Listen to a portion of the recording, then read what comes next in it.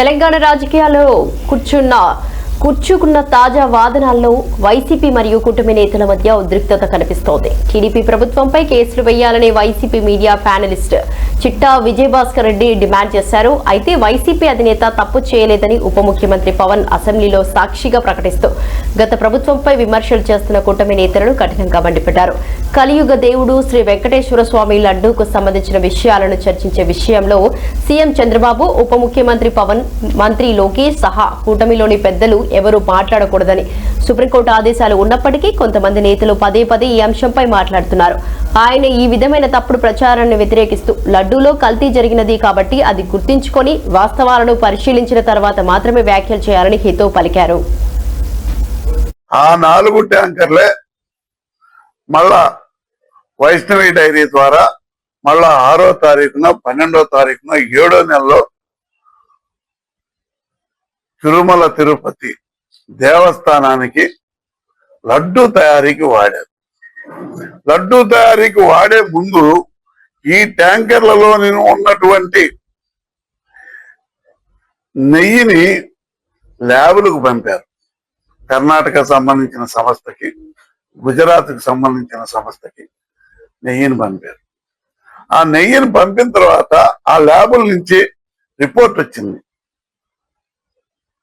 ఆ ల్యాబుల నుంచి రిపోర్ట్ వచ్చిన తర్వాత చంద్రబాబు నాయుడు గారు సెప్టెంబర్ మాసంలో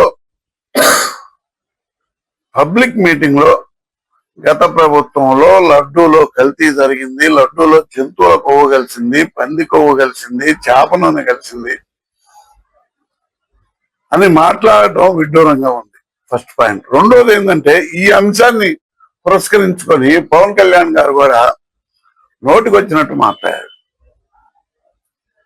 కోట్లాది మంది భక్తుల మనోభావాలు దెబ్బతినే విధంగా ముఖ్యమంత్రి, ఉప ముఖ్యమంత్రి గారు సెప్టెంబర్ నెలలో మాట్లాడారు. నిన్న అసెంబ్లీలో ముఖ్యమంత్రి గారు ఏం చెప్పారయ్యా, డిఆర్డిబి నుంచి రిపోర్ట్ వచ్చిన తర్వాతనే నేను ఇది స్పష్టంగా తెలియజేస్తున్నాను. ఆ రిపోర్ట్ లో ఉన్న అంశాన్నే నేను ఖచ్చితంగా సభ ముందు ఉంచుతున్నానని చెప్పాడు. ఎన్డీడీబీ సంస్థ గుజరాత్ లో ఉంది, నేషనల్ డైరీ డెవలప్మెంట్ బోర్డు.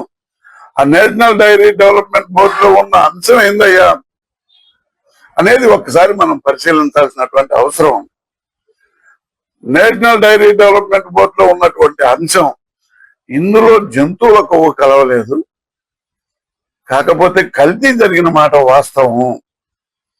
అది వెజిటబుల్ ఆయిల్ కావచ్చు, లేకపోతే కార్నల్ ఆయిల్ కావచ్చు, ఏదైనా కానీ కల్తీ జరిగిన మాట వాస్తవం అంటూనే అదే రిపోర్ట్ లో కింద నోట్ అనే మెన్షన్ చేసి